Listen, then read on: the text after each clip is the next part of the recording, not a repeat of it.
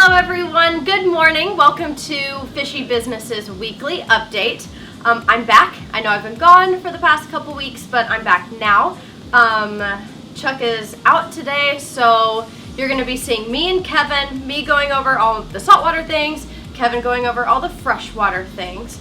Got in big orders of fresh and saltwater this week.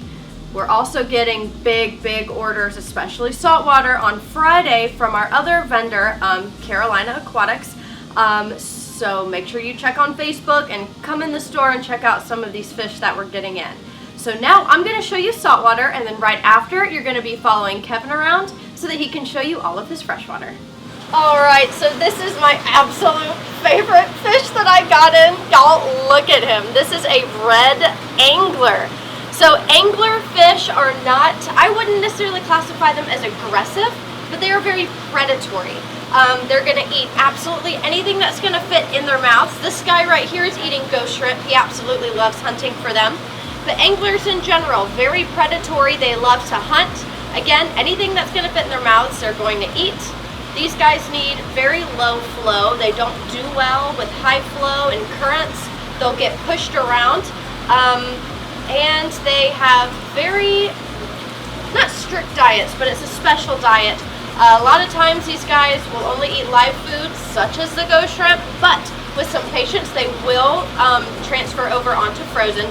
That being said, anglers, like my red angler friend here, do better in species-only tanks where you can really tailor all of their needs strictly to them so that they can live as long and as happy as possible. And if you look, it looks like he has little tiny toes. Oh my god, I love him so much, y'all. Y'all need to come get him because I'm going to take him home and my boyfriend's going to get mad at me. So I usually don't point out damsels because I am not a huge fan of damsels, but this guy right here is absolutely gorgeous. This is purple and yellow. He is a Starkey damsel. Now these guys are a little bit more rare and a little bit more fancy, therefore your price is going to be higher on these guys than your normal everyday damsels. Also, these guys are not going to be as aggressive as some of your other ones, like your Sergeant Major, your Dominoes, your Three Stripes, things like that. These are more of a community type damsel. So if you're looking for a lot of color and you want a damsel, something that's going to be very active, the Starkey damsel is going to be absolutely perfect. You really can't beat that bright lemon color and that really gorgeous purple on his body. Starkey damsels get a thumbs up from me. Alright, so Mr. Active Homeboy here is a Harlequin tusk. This one comes from the Indian Ocean. Harlequin tusks are actually a type of wrasse. They are reef safe in that they're not going to eat your coral, but if you don't mind a couple of your inverts going missing, some of your cleanup crew, then the Harlequin tusk is going to be great for you. You really can't beat that coloration on something that is coral safe. A lot of people have these in their reef tanks. Like I said, as long as you don't mind some of your cleanup crew occasionally going missing, the Harlequin tusk is going to be absolutely stunning to add to any reef or fowler tank. Also in the same tank, who also made an appearance just a second ago, is a Pellini grouper. So I absolutely adore the Pellini groupers. It's a type of grouper that's not completely super aggressive. They are definitely a predatory fish. They're like a stomach with a mouth. Anything that's going to fit, they're going to be able to eat. Definitely keep him with bigger fish so he can't eat them. Pellini groupers are also a little bit more rare. You can't find these guys all the time. They have hot pink, fuchsia purple, bright yellow, even some orange mixed in there. There's not a more gorgeous grouper out there. So if you want a stunning predatory fish that's going to be really the star of your tank, the Pellini grouper is going to be perfect. So this is the largest butterfly I've ever seen, and he's going to hide. Alright, please come back out. Thank you. This is the largest butterfly I've ever seen. I didn't know what size he was actually going to come in. He's huge. This guy is gorgeous. This is a Heliocus butterfly, also known as the banner fish. Definitely hardier than the Moorish idol, but they do kind of mimic that with the black and white stripes and the yellow on them. This guy is, he's great. I really don't know how to say enough about this specimen right here. He's a great weight, has nothing on his fins, already picking at the bottom like he wants to eat food, which is also fantastic. At this size, you really don't see him in this big, almost ever. So if you're looking for a big butterfly, one of the more quote-unquote hardy butterflies, you definitely need to rush down here and get him because he will not be here long. So this, out of the 6 or 7 months, 8 months I guess I've been working here now, this is probably my favorite invert that I've ever gotten in. This is a blue eye fire urchin, and just as they are beautiful, they are extremely venomous. So if you would like to try one of these in your tank, beware. Definitely never go near it with your hand. I want to say these guys are more venomous than the long spines, but they don't have the super long spines. They have a little bit of the shorter spines. This guy is actually fairly large. He's bigger than the size of my hand, but if you look, you can see those electric blue, almost LED polka dots that are on his body, that bright red and that really gorgeous burgundy color that is going to be all of his spines and the rest of his body. Other than being venomous, he's absolutely stunning. He's already been on the glass all day today, cleaning, doing his job. I can't recommend him enough. You don't see these. This is very rare. And he's a great price too. So if you want something that I've never ever even seen before, definitely come down here and grab them. So every time I get in pajama cardinals, I always like to talk about them. You can see how many that I have in this tank. I got in a great school of them. Pajama cardinals are very different looking. They have the red eye, they have stripes, they have polka dots. They hang out more in the upper part of your water column. So if you're looking for something that is very peaceful, very reef safe, and stays smaller so you can even put them in tanks such as a BioCube, the pajama cardinals are going to be great for you. They're going to fill in that top part of your tank that you maybe want something swimming around in there, but you didn't know what to put. You can put a lot of pajama cardinals together. They can also live with the bang-eye cardinals that are a little bit more rare to find. But pajama cardinals are unlike any other saltwater fish in the entire ocean. Definitely come get a school of pajama cardinals. Hey guys, it's Kevin here, Freshwater Manager of Fishy Business. We got a lot of new stuff in to show you this week. We got a lot of nice new nano fish and a couple other fish as well, and some other special surprises. This is one of the surprises I was referring to.